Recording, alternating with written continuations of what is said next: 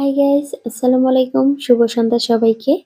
এই কনকনে শীতে গরম গরম পিঠা খেতে কার না ভালো লাগে। তো আজকে আমার সন্ধ্যার খাবার ছিল এই গরম গরম চিতই পিঠা আর সরিষা ভর্তা আর শুটকি ভর্তা। দারুণ লাগে খেতে। আর এই পিঠাটা আমি এনেছিলাম, আমাদের বাসার পাশেই বিক্রি করছিল। উনি পিঠা খুব ভালো বানায় আর খুবই মজা হয় পিঠাগুলো। একজনের জন্য ভাবছিলাম, শুধু শুধু পিঠা বাড়িতে বানাতে গেলে অনেক ঝামেলা হয়ে যায়, তো ঝটপট করে তাই কিনে নিয়ে আসলাম। শীতের সময়ে মানুষ চিতই পিঠা আর ভাপা পিঠা এই দুটা পিঠাই সবচেয়ে বেশি খাওয়া হয়, ভালো লাগে আর কি সবচেয়ে বেশি খেতে।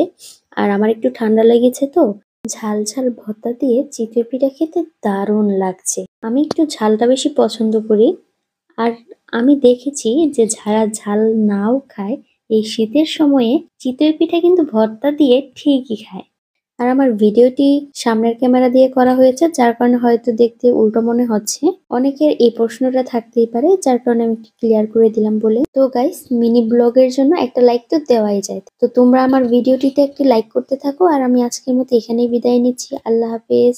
সবাই ভালো থেকো।